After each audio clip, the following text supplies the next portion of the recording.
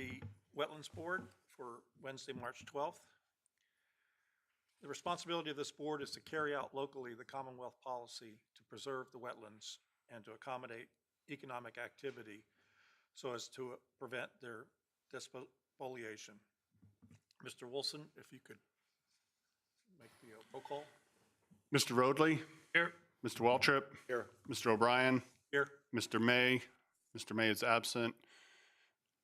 Ms. Bowie? Here. Have the minutes from the last meeting, which was December 11th, and a chance to look at those. Any changes? Yes, sir. Motion? Motion to approve the minutes from December 11th, 2024 as presented. All those in favor, say aye. Aye. Aye. We'll move into the public comment period right now for the Wetlands Board. The public comment period offers a chance for the community members to express their opinions. Topics discussed shall not be directly related to specific public hearing items. To participate, speakers must provide their names and addresses for the record. At this time, is there anybody that'd like to approach the board with matters not related to the agenda items? Seeing none, we'll move into the actual public hearings. The outline for tonight's public hearings will be a staff presentation followed by any questions or clarifications from the board. Then the public hearing will be opened. At that time, anybody wishing to speak may do so once called upon by the chair. All public speakers must state their name and addresses for the record. Presentations before the board are subject to time limits. After everyone wishing to speak has done so and discussion among the board is concluded, the public hearing will be closed. The first case is WJPA 24-0030 at 119 North Point Drive. And Mrs. Emily Grogan will be presenting.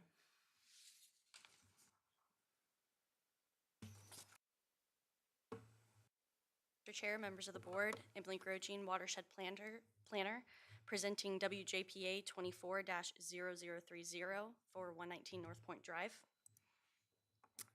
Mr. Scott Lerberg has applied for a wetlands permit on behalf of Kings Point Club Incorporated for the installation of a community pier on property located at 119 North Point Drive within the College Creek watershed. You can see that watershed boundary outlined in yellow here, along with the parcel in question in blue. Because the property is owned by Kings Point Club Incorporated, it's also this section here, but this is the specific portion we'll be focusing on today.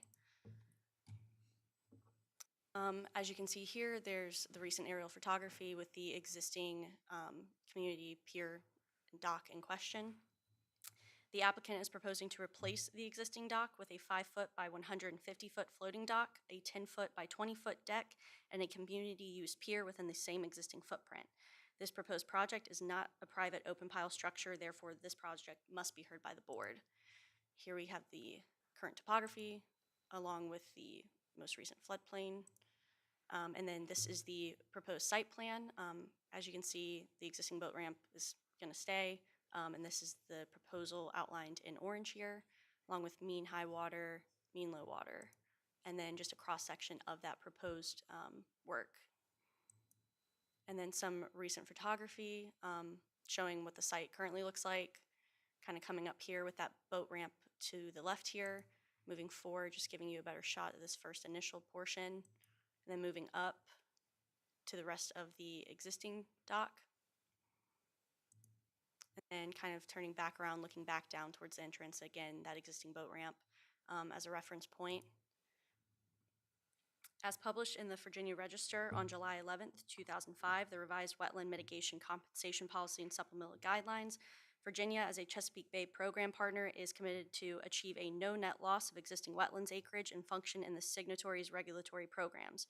In order for a proposed project to be authorized to impact wetlands and compensate for the wetland loss in some prescribed manner, the following 3 criteria must be met. 1, all reasonable mitigative efforts, including alternative siting, which would eliminate or minimize wetland loss or disturbance, must be incorporated in the proposal. And 2, the proposal must clearly be water dependent in nature. And 3, the proposal must demonstrate clearly its need to be in the wetlands and its overwhelming public and private benefits. If the proposed project cannot meet one or more of the above criteria, the project must be denied or must occur in areas outside of wetlands. Should it satisfy all 3 criteria, however, compensation for the wetland loss is required. The sequence of acceptable mitigation options should be as follows: on-site, off-site within the same watershed, mitigation banks in the same watershed, or a payment of an in lieu fee. If compensation is required, it should be a condition of the permit. Staff has reviewed this application and finds that this project meets the 3 criteria outlined above. Staff has reviewed the above application and recommends approval of the application as presented. Should the board wish to approve the application, staff suggests the following conditions be incorporated into the approval. The applicant must obtain all other necessary federal, state, and local permits as required for the project, and all development activities located in the specified flood hazard area shall comply with Article 6, Division 3 floodplain area regulations of the James City County zoning ordinances and receive all required approval and permits prior to commencement of such activities. And the wetlands permit for this project shall expire on March 12, 2028 if construction has not already begun. And if an extension of the permit is needed, a written request must be submitted to the Stormwater and Resource Protection Division no later than January 29, 2028, which is 6 weeks prior to the expiration date. If you have any questions, I'd be happy to take them at this time. Questions for staff? Fairly straightforward. Is this work going to be done off of the Kings Point side or where? Let me go back to the photography for you.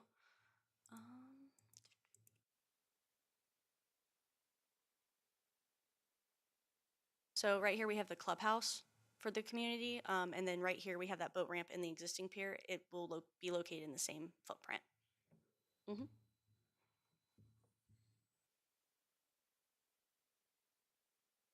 there anybody from the public, either contractor or owner, that wish to speak?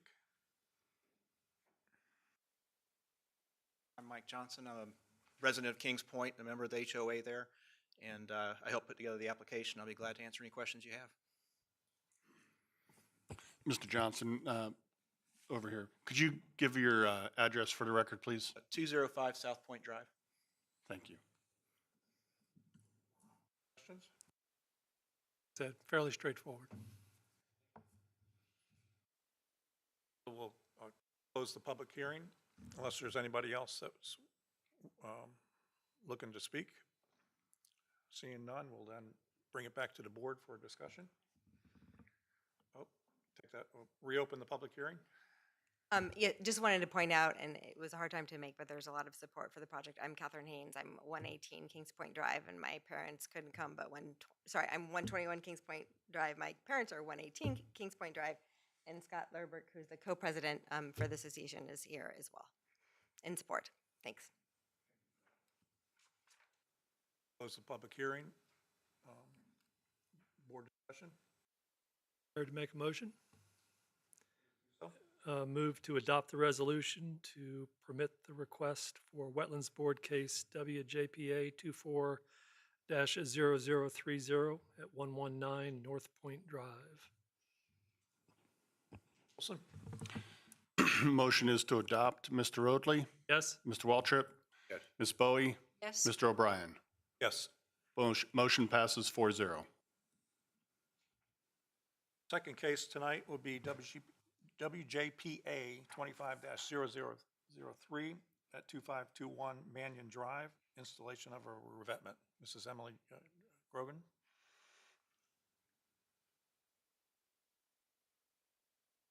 Chairman, members of the board, Emily Grogine, Watershed Planner, presenting WJPA 25-0003 at 2521 Mannion Drive.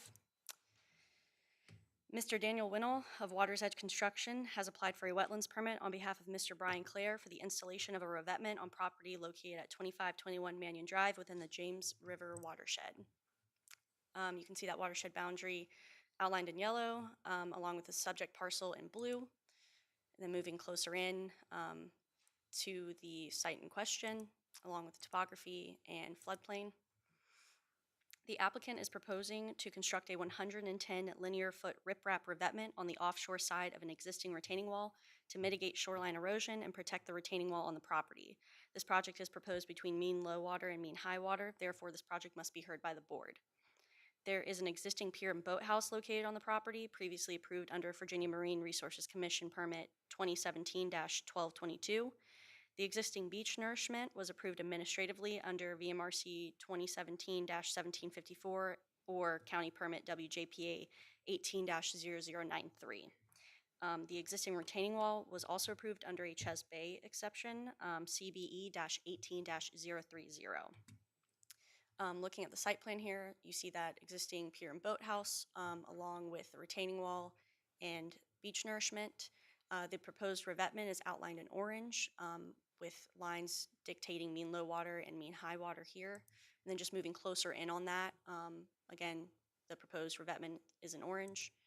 And then a cross-section of the proposed revetment with the existing bulkhead, uplands that are to remain undisturbed, along with mean low and mean high.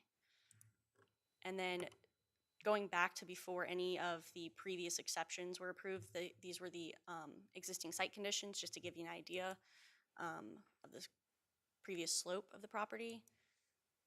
And then moving on to more recent photography showing the currently existing retaining wall and bulkhead. And then kind of moving to the right of it here, just to give you an idea of the shoreline. And then kind of looking back from that pier to the right. And then looking again back down the other side of that bulkhead, just showing again the shoreline. And then moving closer up, seeing kind of where it ends. Then looking back to the other side where that existing dock and pier meet, and then moving further down, you can begin to see kind of where it's beginning to fail. And that's just a closer up look, as you can see here. As published in the Virginia Register on July 11th, 2005, the revised wetland mitigation compensation policy and supplemental guidelines. Virginia, as a Chesapeake Bay program partner, is committed to achieve a no net loss of existing wetlands acreage and function in the signatories' regulatory programs.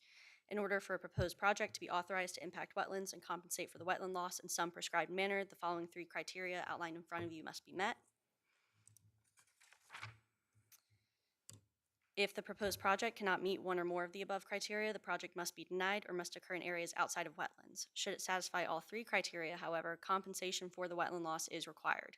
The sequence of acceptable mitigation options should be as follows: on-site, off-site within the same watershed, mitigation banks in the same watershed, or a payment of an in lieu fee.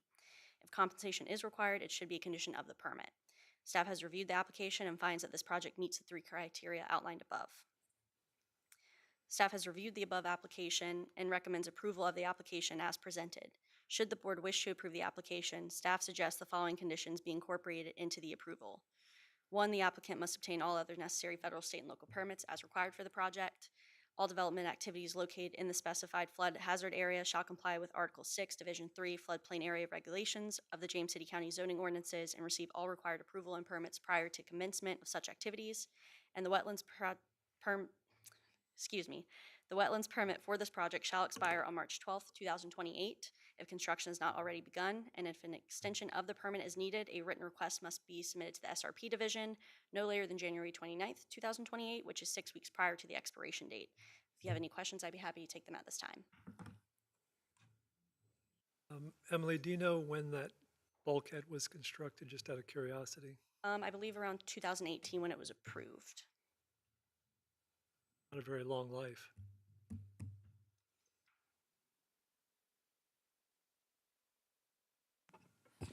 Mr. Odley, that was an upland retaining wall, not a bulkhead.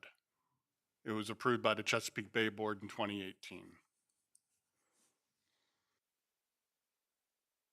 That's gonna be soon put in, backing up to. I'm going to defer that to the applicant.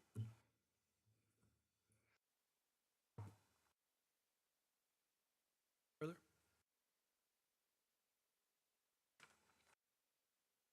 Anybody wishing to speak from the public?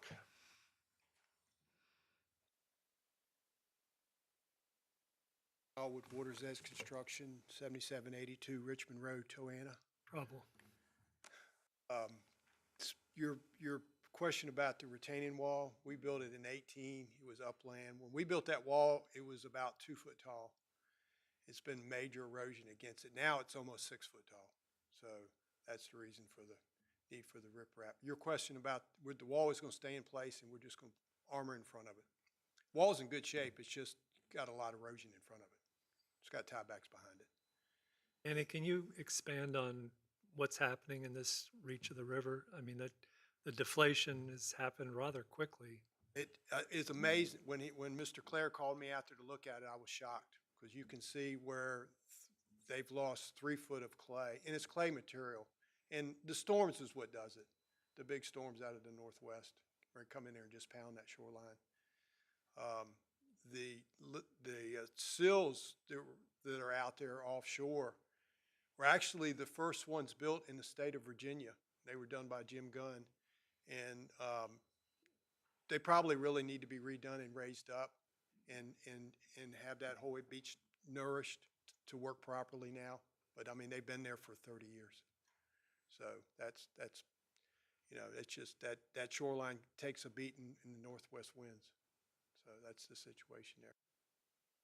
We plan to do the job from the top of the slope with a long reach, so we don't plan on really getting into the RP at all, everything that's there. We're going to backfill the wall where it's got some erosion on that one end. But other than that, we're going to do it all from a long reach from the top of the slope. Thank you.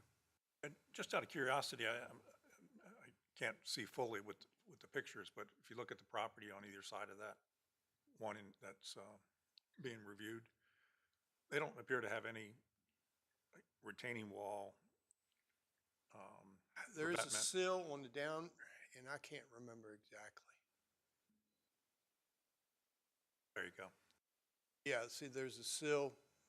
There's a spur on the downriver side and a partial spur on the upriver side. Okay. And I can't remember if they have walls there or not. This property is getting most of that energy.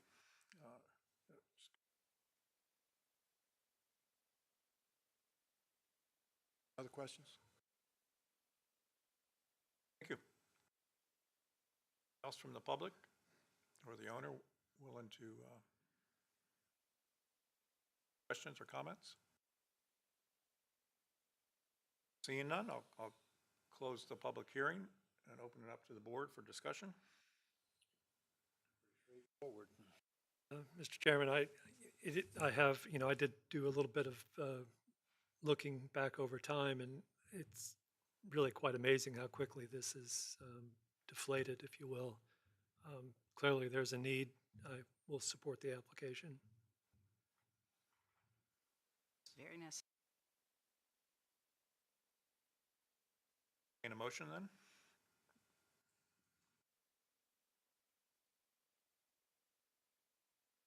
Okay, I'll make a motion to accept, to adopt a resolution to grant the permit, the wetlands case number WJPA 250003 at 2521.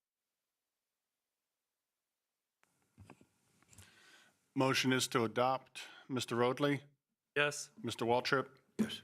Ms. Bowie, Yes. Mr. O'Brien. Yes. Motion passes 4-0. That concludes our public hearing portion for the cases on the agenda. We'll move into board considerations. I'm not aware of any unless, Mr. Wilson, you have some. Seeing none, we'll address matters of special privilege. I don't believe we have any at this time that I'm aware of. Okay, in which case we can move to adjournment for the Wetlands Board and take a motion to adjourn. So moved? All those in favor? Aye. Aye. Wetlands Board is concluded. We'll move now to the Chesapeake Bay Board. Call to order the March 12th, 2025 Chesapeake Bay Board. The responsibility of this board is to carry out locally the Commonwealth policy to protect against and minimize pollution and deposition of sediment in wetland streams and lakes in James City County, which are tributaries to the Chesapeake Bay. Roll call, Mr. Wilson? Mr. Roadley, Yes? Mr. Waltrip, Yes. Mr. O'Brien, Yes. Mr. May. Mr. May is absent. Ms. Bowie. Yes. You have the minutes from the February 12th meeting. Any changes or additions? Can I have a motion? Motion to approve the minutes from February 12th, 2025 is presented. Motion to approve. All in favor, say aye. Aye. Approved. Similar to the Wetlands Board, we have a public comment period in the Chesapeake Bay Board. The public comment period offers a chance for community members to express their opinions. Topics discussed shall not be directly related to a specific public hearing item. To participate, speakers must provide their name and address for the record. Would anybody care to address the board during the public comment period? Seeing none, I will close the public comment period and go to public hearings. The outline for tonight's public hearings will be a staff presentation, followed by any questions or clarifications from the board. Then the public hearing will be opened. At that time, anybody wishing to speak may do so once called upon by the chair. All public speakers must state their name and address for the record. Presentations before the board are subject to time limits. After everyone wishing to speak has done so and discussion amongst the board has concluded, the public hearing will be closed. First item on the agenda is CBPA 25-0005 at 236 Jefferson's 100. Ms. Frazier. Mr. Chair, before we start, I just would like the record to show that Mr. May is now present. Welcome. Thank you. Excuse my tardiness, ran into traffic. Good evening, Mr. Chair, members of the board. Amanda Frazier, Watershed Planner, presenting CBPA 25-0005. Mr. David Soto of the Structures Group Incorporated has applied for a Chesapeake Bay exception on behalf of Mr. John Daniel and Miss Elizabeth Germain for encroachments into the RPA buffer for the construction of 2 retaining walls and a landing located at 236 Jefferson's 100 within the Kingsmill subdivision and the Skiffs Creek watershed. Here's the vicinity map showing the Skiffs Creek watershed boundary and the subject parcel outlined in blue. Here's a closer aerial photo of the subject parcel, current topography, RPA boundary, and the FEMA floodplain. The total lot size of this property is 0.57 acres, of which 63% is located within the RPA. The applicants are proposing to construct 2 retaining walls and a landing. Total impacts to the RPA associated with this proposal equate to 216 square feet of impervious impacts to the RPA buffer. Required mitigation for this amount of impervious impacts equals half a planting unit or 6 shrubs. The applicants have submitted a mitigation plan equaling 29 shrubs, therefore exceeding the county's mitigation requirements. This is the site plan showing existing conditions. This is the existing retaining wall that is to be replaced. This is the 50-foot RPA buffer and the 100-foot. And this is the existing single-family dwelling.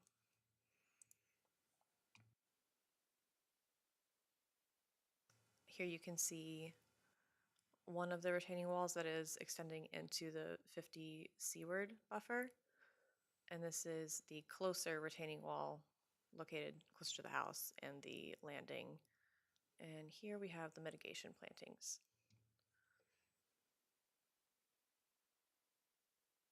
Here are some photos of the site in its current condition. You can see these flags here showing the limits of disturbance. Look at the house from this angle. The retaining wall is just on the other side of this koi pond. Here you can see a portion of the retaining wall that is to be replaced. Going further around the house, the last corner here. And again, existing retaining wall to be removed. This is looking back the other direction. The replacement retaining wall will be going along here, and the second will be going a little bit further down the slope. And here you can see the riprap that will be placed to assist with drainage similar to how these pipes are currently configured on the property. Back around to the other side. Staff has evaluated the application and exception request for the construction of 2 retaining walls and a landing. This application meets the ordinance conditions in sections 23-11 and 23-14 and should be heard by the board because the construction of retaining walls and a landing is considered accessory in nature. The board may grant exceptions to section 23-7 if the application meets the following 5 conditions which you have before you. Staff has reviewed the application and exception request and has determined the impacts associated with the proposal to be minor for the proposed development. Staff recommends approval for this exception request, and if the board wishes to approve the request, staff recommends the following conditions to be incorporated into the approval. The applicants must obtain all other necessary federal, state, and local permits as required for the project, and the applicants must submit a surety of $2,500 in a form acceptable to the James City County Attorney's Office to guarantee the mitigation plantings equaling 2.5 planting units or 29 shrubs. The applicants must record an affidavit in the Williamsburg James City County Courthouse prior to the issuance of the building permit. In this exception request, approval will become null and void if construction has not begun by March 12th, 2026. And written request for an extension to an exception request must be submitted to the Stormwater and Resource Protection Division no later than January 29th, 2026, 6 weeks prior to the expiration date. Be happy to take any questions at this time. Any questions for staff? Existing retaining wall will remain in place or be taken out? It will be removed. And will one of the 2 be same spot?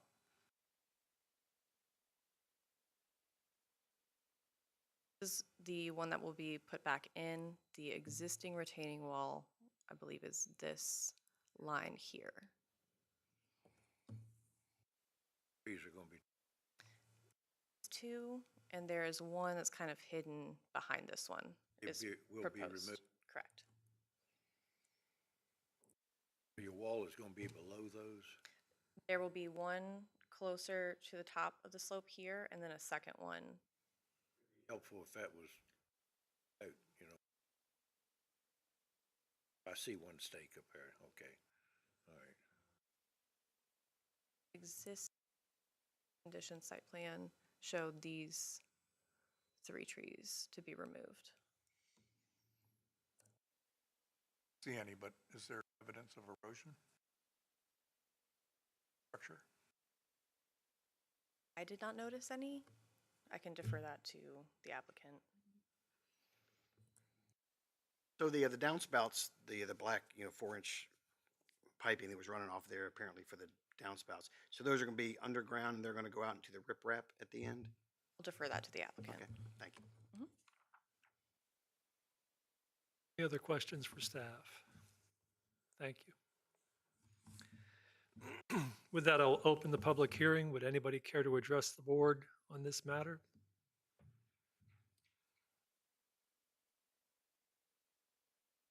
Joe Krallinger with the Structures Group, 1200 Old Colony Lane. I'm the engineer. So in regards to the erosion question, there is significant sheet erosion on this site. Don't know if we're able to see. It is very steep. I don't know if these properly illustrate this. There is an existing, it's more of a landscape wall here, and then the property really dives off, and we're looking at a 2-to-1 slope. So there's a significant slope down towards the lake here. It's very, very steep in here. That's why we're proposing. That's not intended landscape. No, so that's why we're proposing this secondary wall in here, where we're lifting this portion of the site up to mitigate that sheet flow erosion. And then we're taking all the downspouts through the wall to riprap stone. In regards to the trees to be removed, because the site is so steep, the only access point the contractor has is from this left side of the property. And in order to get their equipment in, they need those trees removed, and also the retaining wall will extend into the root structure of one of the trees. So we'll need that removed. That's why we have included additional plantings beyond what city county.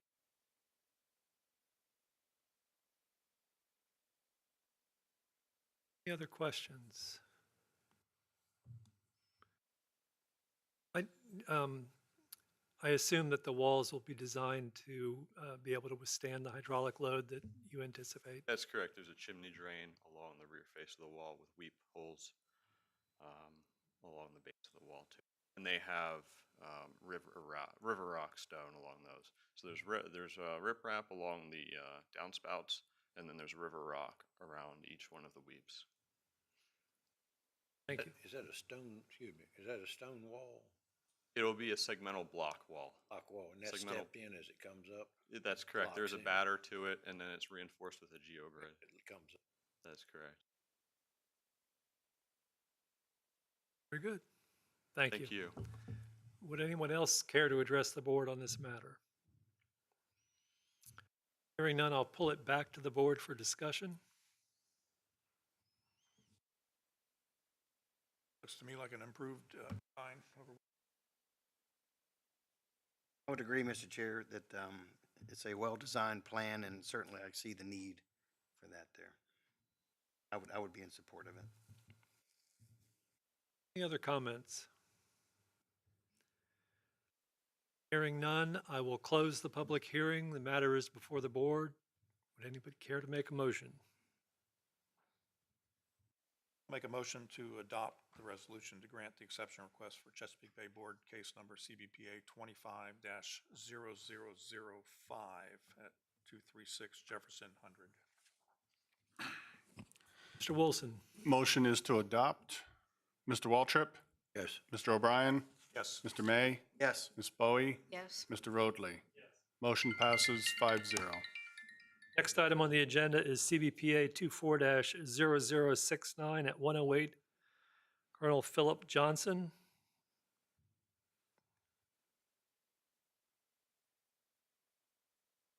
Good evening, Mr. Chairman, members of the board. Amanda Fraser, Watershed Planner, presenting CBPA 24-0069.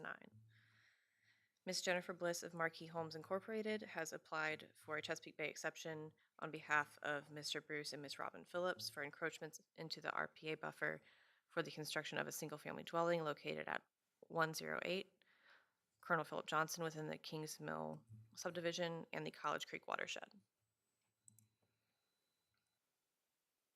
The parcel was platted in 1978 prior to the adoption of the Chesapeake Bay Preservation Ordinance in 1990. Therefore, the impacts to the landward 50 RPA buffer are considered administratively. The vicinity map showing the subject parcel outlined in blue and the College Creek watershed boundary in yellow. A closer aerial image of the existing parcel, existing topography, RPA buffer, FEMA floodplain. The total lot size of this property is 0.55 acres, of which 95% is located within the RPA. The applicants are proposing to construct a single-family dwelling. The current case was heard by the board at the previous meeting and was not voted on due to the applicants not being available to answer questions posed by the board. The hearing for this case has remained open to be acted on by the board at the March 2025 meeting.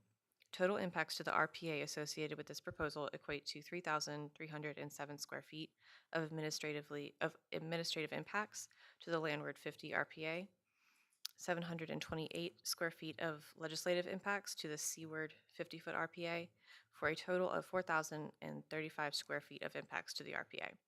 Required mitigation for this amount of impervious impacts equals 10 planting units, 10 canopy trees, 20 understory trees, and 30 shrubs. The applicants have submitted a mitigation plan equaling 11 planting units, 10 canopy trees, 21 understory trees, and 42 shrubs, therefore exceeding the county's mitigation requirements. This is the site plan and mitigation plan showing the 100-foot RPA buffer here, the 50-foot RPA buffer. The portion of the house that is considered administratively has been grayed out. This section here in orange is what is to be considered by the board. And these areas in green are to be the mitigation locations. Some photos of the parcel from a month ago.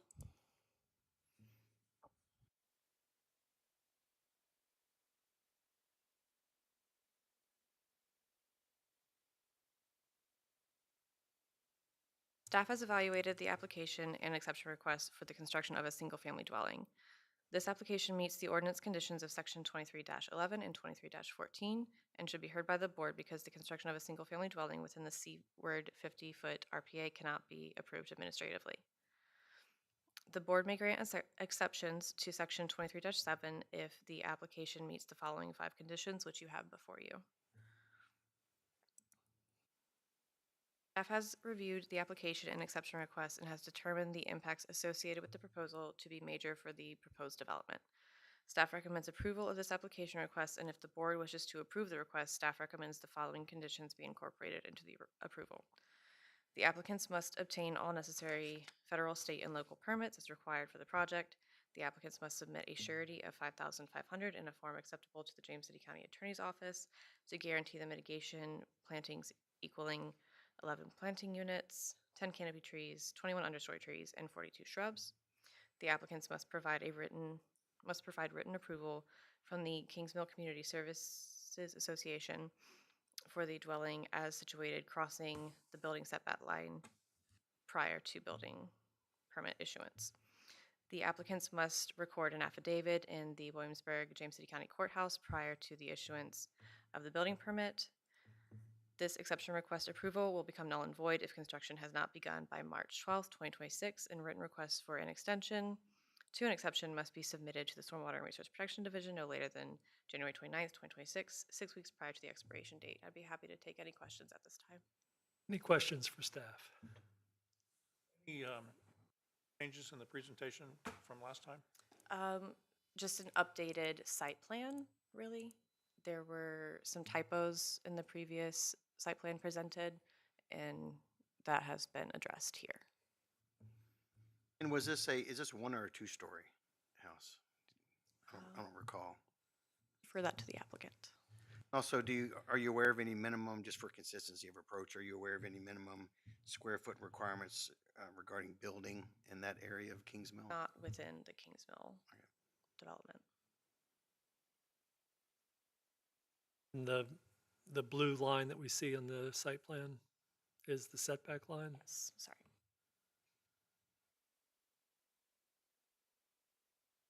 Which the plat does state that they've already received approval for that. Just leave that up. Thank you. The public hearing is open, so with that, I will open the floor for public comment. Would anybody care to address the board?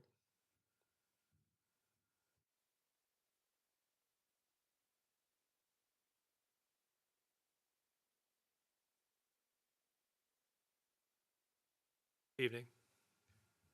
Hi, good evening. I'm Roger McClellan, President of Marquee Homes, 538G With Creek Road, Pocosin. And I'm here to answer any questions y'all may have.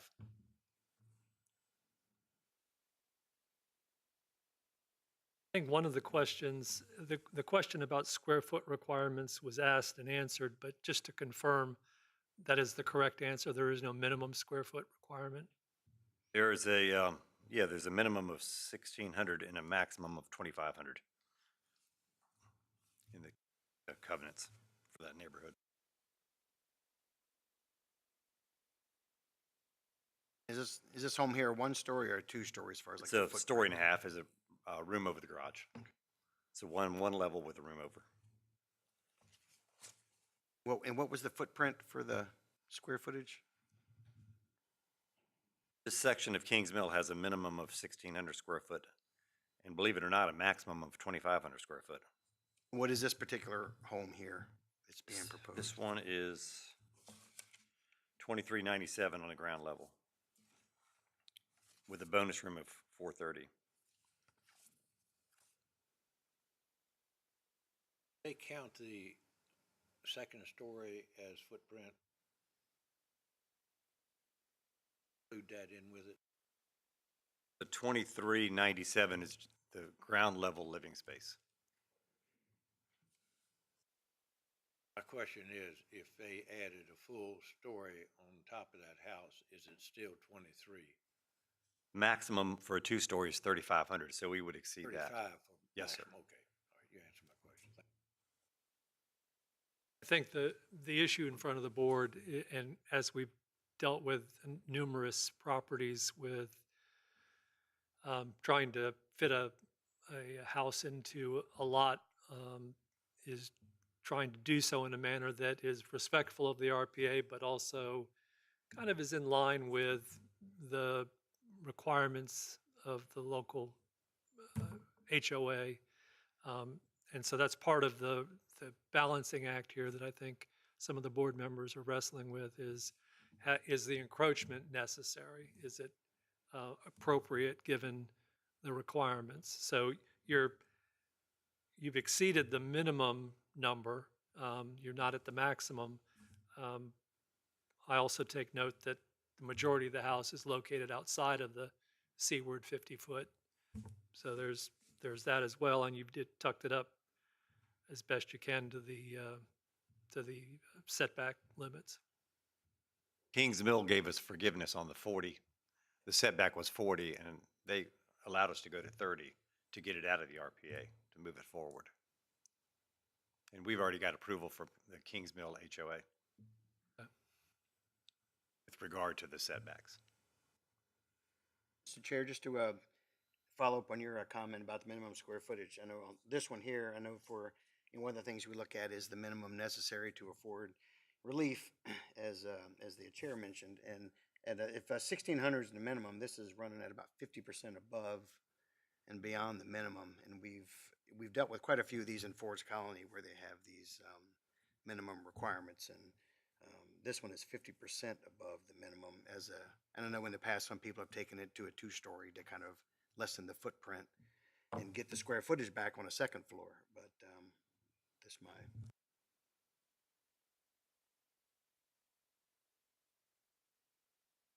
Is there anything constraining the residents or the owners with regard to the number of levels? Well, the purpose of this project is to build a house for sale. And in my opinion, the demographic of this buyer is generally someone that doesn't want a two-story house. They would mostly prefer one-story, one-level living, with the bonus room. So I don't have an out-sale buyer, no, sir.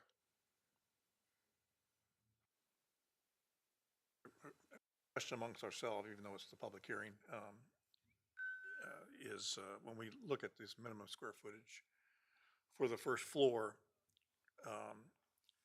aren't the cases where most of the situation where most of the dwelling is in the seaward 50-foot, or is it also on the landward side as well? Mix of that. I don't want to generalize. I mean, we've had tough cases where there is a considerable amount in the seaward, but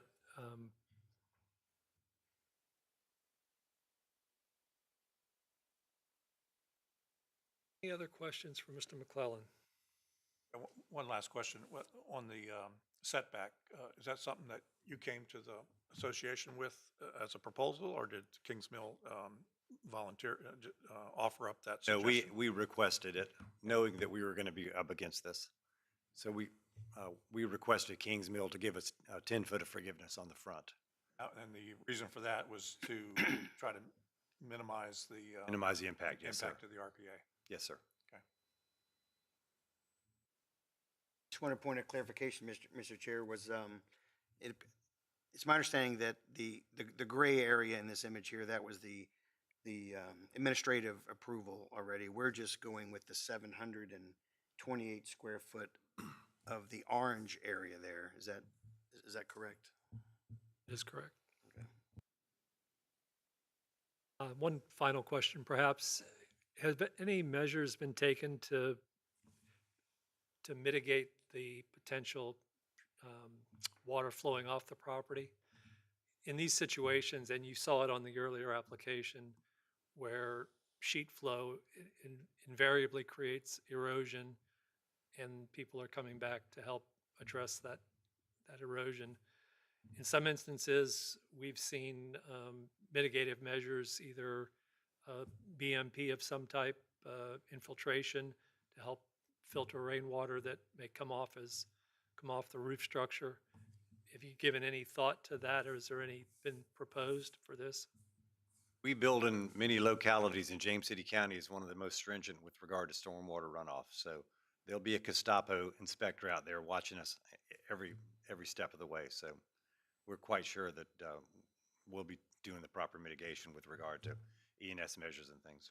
Yes, sir. Well, and I wasn't really speaking to the construction process. It was more post-construction. Most of these, We'll probably sod the backyard. Yes, absolutely. I would think.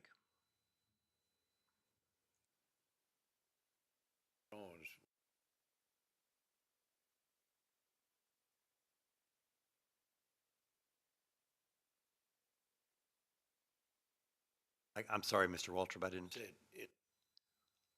Way I interpret it, it kind of leaves it open to do whatever you want to do if it satisfies everybody. But normally it's put on the plan what you're going to do to correct the situation that he's referring to.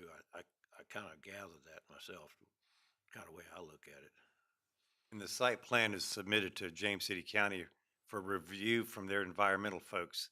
They generally, put any additional requirements that our surveyor hasn't put on it. That has not been done yet, right? We haven't submitted it to James City Okay. County, no, sir. Okay. Not yet. Okay. any other questions for the applicant? Thank you very much. Thank you, sir. Would anybody else care to speak on this application? Hearing none, I will pull it back to the board for discussion. The public hearing is still open. Flip to one of the initial charts showing the adjacent properties and the RPA.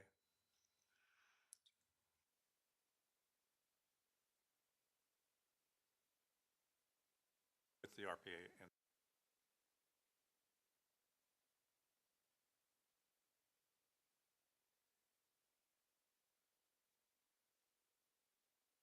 very similar situation with this subject parcel as ones around it. Okay, thanks.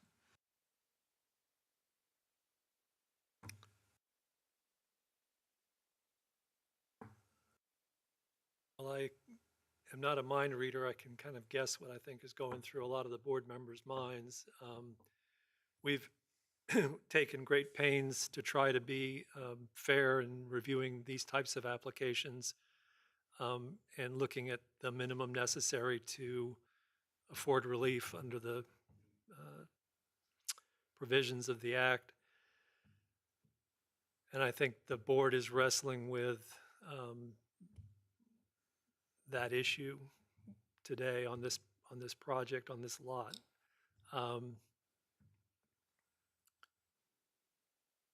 I don't think it's a bad project, but it does exceed the minimum necessary for encroachment, or it appears to. My concerns, Mr. Chair, with, for consistency of approach that we've, how we've been doing these, having this particular plan here with, we're going 50% above the minimum square footage requirement in the area, and on top of that, we don't have any additional mitigation that's being proposed. As you mentioned, BMPs or, some other form of mitigation to handle that water, and we've typically weighed those additional mitigation measures to kind of offset that additional square footage that's being proposed, and there's none currently on the plan as we see it here. That's my.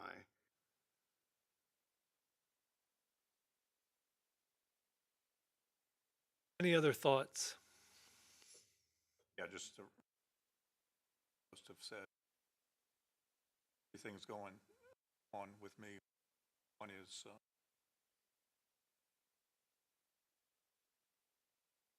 footage requirement. Now, offset moved to 10 feet closer helps with that, but the additional mitigation, nothing extra shown here for mitigation. Balance, it's questionable.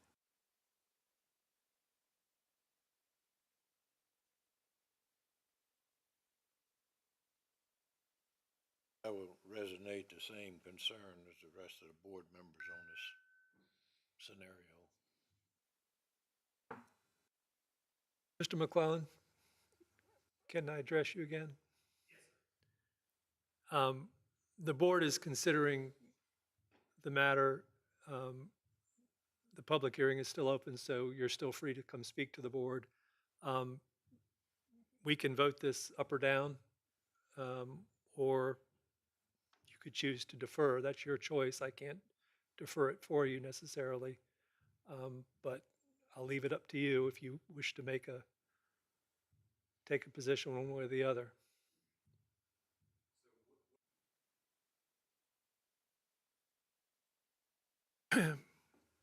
I think the issues as the board has expressed them are the area of encroachment or the size of the structure appears to be more than the minimum necessary, or excuse me, more than the minimum required, and that there doesn't appear to be mitigative measures in place to help offset the long-term issues that may present themselves, as we see on numerous projects that come before us. And it's not during construction. I trust your ENS during construction will be sufficient. But over the long term, we tend to see projects come back to us as we did tonight for retaining walls or other structures to help reduce and avoid the erosion, which is part of the charge of this board. So just throwing it out there for you.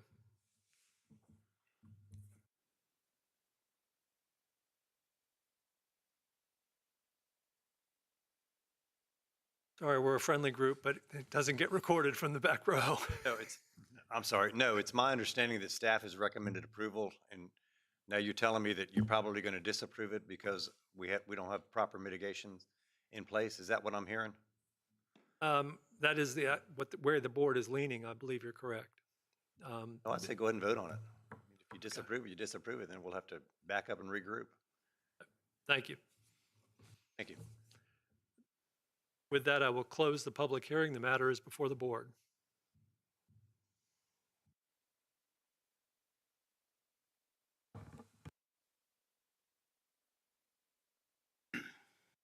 I don't add than what I've already added. Mr. Chair, I would make a motion to deny the application for the exception request for Chesapeake Bay Board, case number CBPA-24-0069 at 108 Colonel Philip Johnson. Motion on the floor is to deny. Mr. May, if I could get clarification from you, please. Under which condition is the denial for the record? For the record, the things that were stated as far as the minimum necessary to afford relief, the structure is about 50% above what the minimum building requirement is for that area. Typically, we have seen for cases like this, I know they have moved the house up and that building setback has been encroached, which is good, but typically there is no additional mitigative measures to kind of try to offset that larger square foot in the long term, as the chair has mentioned. And that would be my grounds for the denial.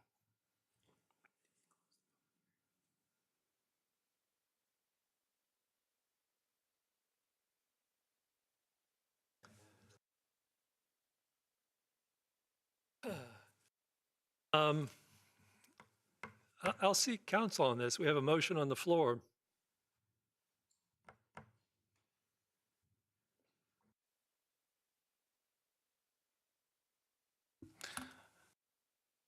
Yeah, Mr. May, if you'd like to withdraw the motion and open up for public hearing, continue to hear. Yes. then- Mr. Chair, I would then I think- withdraw my motion. With that, I will open the public hearing. You're welcome to come down. Thank you. My name is John Enright. I'm a resident of Richmond, 1312 Claremont Avenue, Richmond 23227.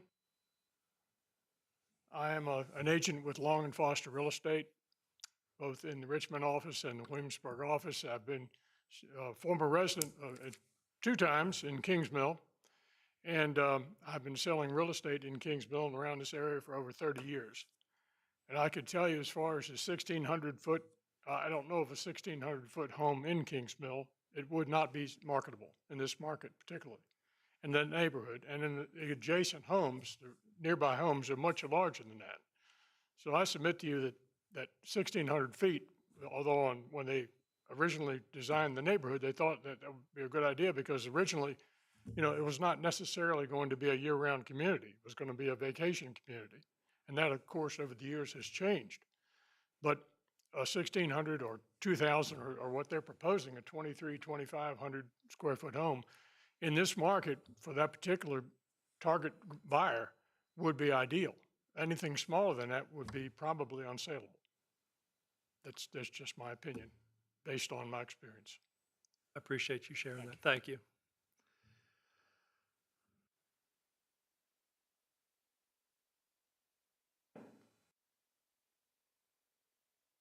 Mr. Chair, just to clarify, just something that the gentleman mentioned, I know with the 1,600 square foot, the way we've handled these in the past, if it was a 1,600 square foot footprint, and then it was a 2-story house with additional 800 on top, then now it's a 2,400 square foot total structure.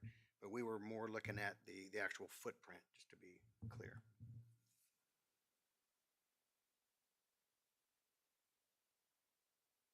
Another thing, I want to make sure that they understand that if there is a deferral, if they would, deferral, it would give a chance to correct some of the questions that we have on this board that possibly could rectify the situation here. If you vote it down, and that looks like to me what is coming before this board right now, and I guess you got to start all over again. I just want to make sure they understand what that deferral is. It gives them the opportunity to try to work something out. That was the only thing I think we were trying to get across. Thank you, Mr. Waltrip. Public hearing is open. You're welcome to come. I'm Robin Phillips. I'm one of the owners. I currently live at 398 Stonehouse Road, Williamsburg, 23188. A little history on this. My father bought this, 1990s sometime? 1980s sometime. I don't remember the exact date. His intention was that he owned a 2,600 square foot home in Kings Mill at 4 Mile Course, and he intended eventually to build a small home here and downsize. And before he had the opportunity to do that, Kings Mill established minimum square footage requirements, which made it not worth his while to build the second home.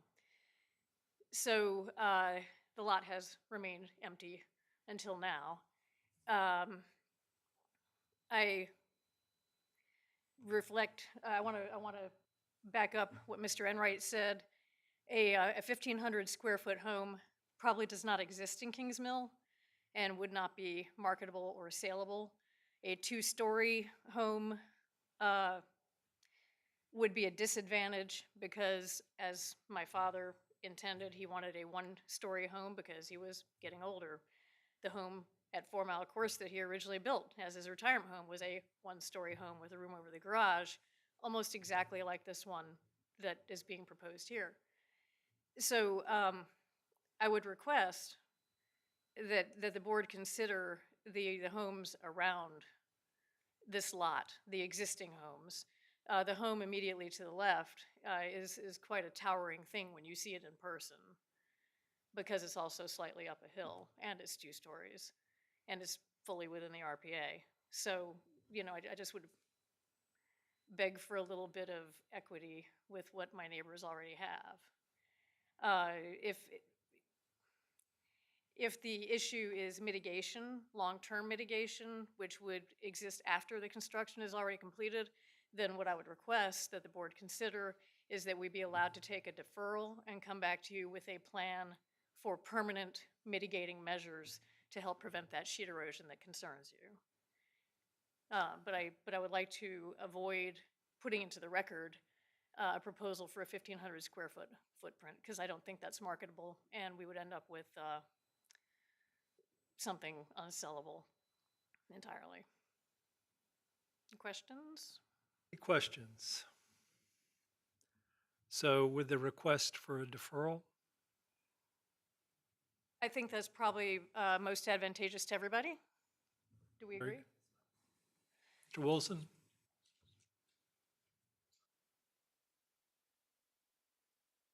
Can we have a specific month or time Like 1 frame month or for the 2 deferral, months? please?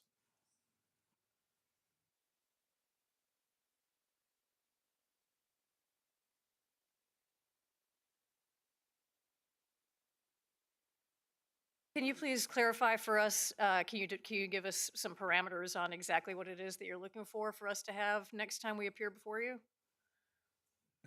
I mean, what would be a typical acceptable mitigating measure? So I'm hesitant to specify what those measures should be, but I think if you were to look at how you might control long-term water flow and movement off the property from the structure, the measures that we've seen in the past have ranged, depending upon the soils, from infiltration structures to other elevated BMPs that are also infiltration-based, again, to help reduce the sediment load coming off the property long-term. So some combination of drainage pipes, walls, such as the one we saw presented earlier in the session.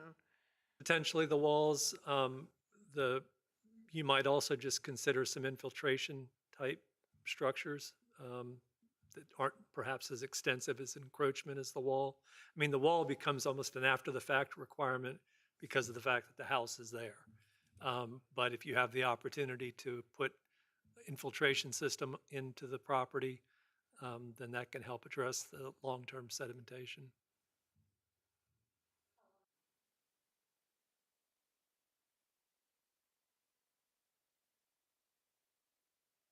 So if we could defer this for your next session, that would be very much appreciated.